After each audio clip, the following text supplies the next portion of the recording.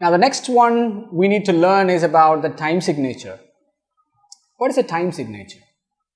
Like a clef, a time signature goes at the left side of the staff, but to the right of the clef it consists of two numbers arranged vertically. A clef calibrates the notes on a staff, while the time signature calibrates the beats in each measure. Now, this one is a clef with a 4/4 time signature. Now, you may be easily knowing that what clef it is. It is a treble clef. Unlike this clef, the time signature does not exceed beyond the top and the bottom lines of the staff.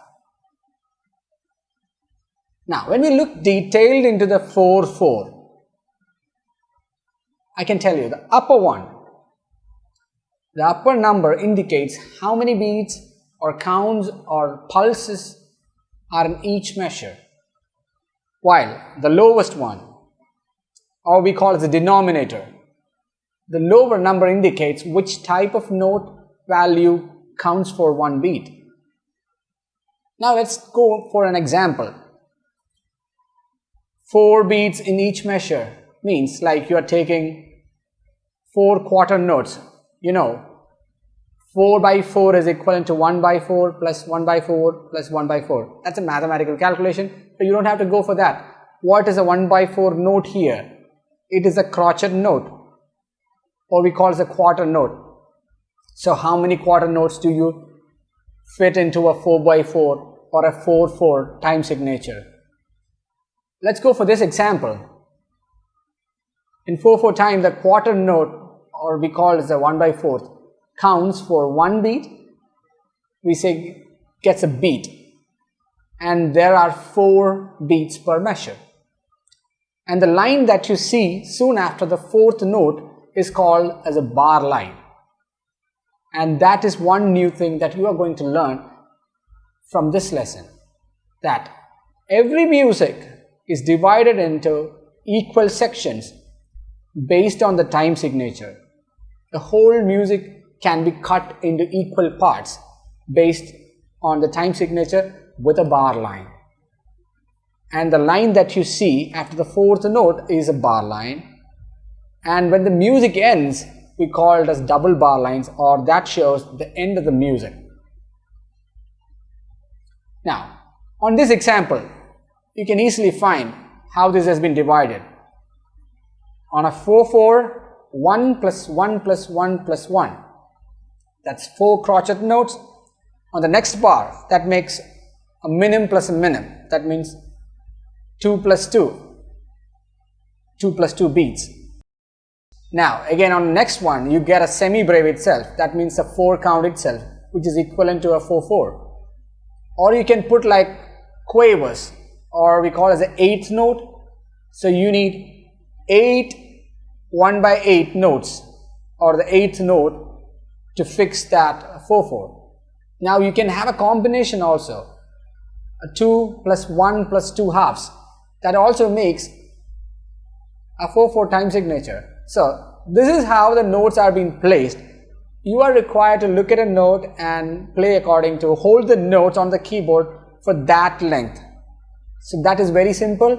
Only thing is that you need to look at the notes and focus on it, and definitely you'll be able to read music. You don't have to know things by ear. You can play by just looking at the score itself. As when we talk about the time signatures, there are endless time signatures that has to be discussed, but we don't have time for that. But I'm just touching into a few of them and how it looks like. We call it 4/4. 1 2 3 4, 1 2 3 4. This is how we count it. And when we take the 3/4, 1 2 3 1 2 3 1 2 3 1 2 3, or 1 2 3 1 2 3, that's how we count it. Or a 2/4, 1 2 1 2 1 2 1 2. Alright, there are even time signatures we called as compound time signatures. 6/8 is one good example for that. How do we count at 6/8? It's a 1 2 3 1 2 3 1 2 3 1 2 3. You will get 2 3s in a bar. So it sounds like 1 2 3 1 2 3 1 2 3 1 2 3.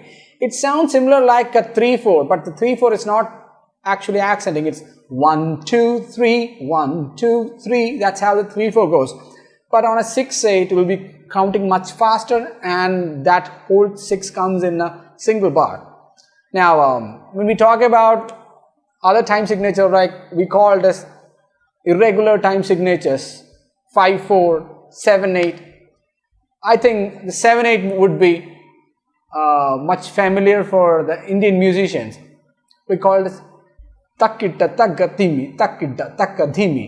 It's 1 2 3 1 2 3 4 1 2 3 1 2 3 4. In Western music, we just mix a combination of 3 plus 4 and sometimes a 4 plus 3 also, like 1 2 3 4 1 2 3 1 2 3 4 1 2 3. So recently, time signature writing has been advanced into a new form, like rather than writing a 4/4 or 3/4, they started writing as 3 plus 4 by 8. And just like that, 4 plus 3 by 8. So that makes a combination of 7/8. But at the beginning, you don't have to go into the details, but don't just get worried about when you see a time signature like a number plus a number in the and another number in the denominator. Those are the recent forms of writing time signatures, but the traditional is the one which everybody follows even now. So that is what we were discussing now. 4/4, 3/4, 2/4, and things like that are being discussed, which is written as 4/4, 3/4, 2/4, 6/8, and that is how it looks like. So that is the one which comes next to the clef. We call it time signatures. Here are some exercises from 2/4, 3/4 and 4/4 time signatures.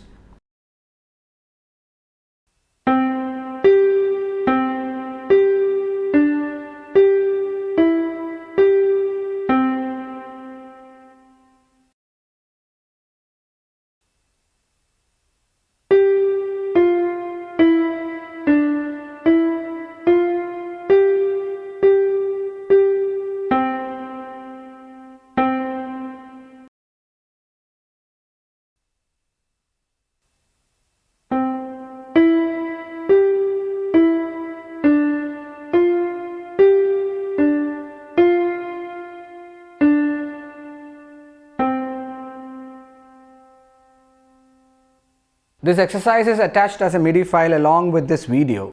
Please download it and practice with the Chordana app. One another important section in music learning is learning about rest. Music is not music without silence. Spaces of silence in music are as important as pauses in speeches and periods after sentences.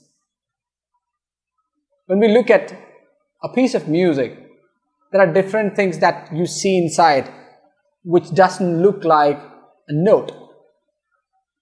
Now, this is called a whole rest. And now this is called as half rest. And this is what we call as quarter rest.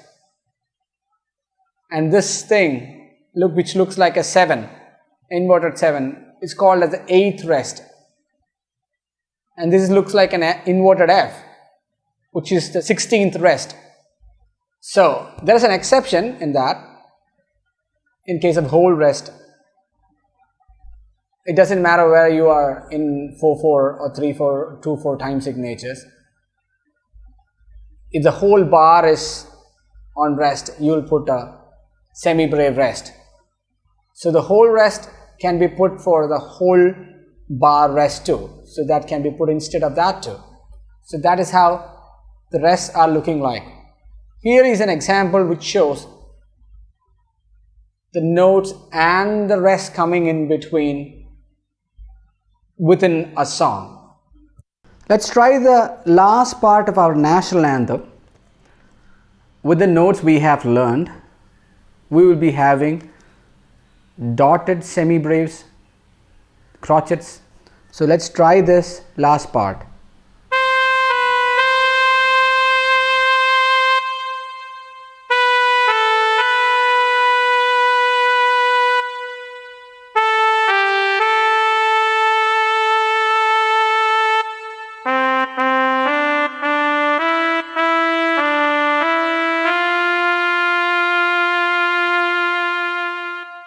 Thank you. Bye bye. I'll catch you in the next lesson.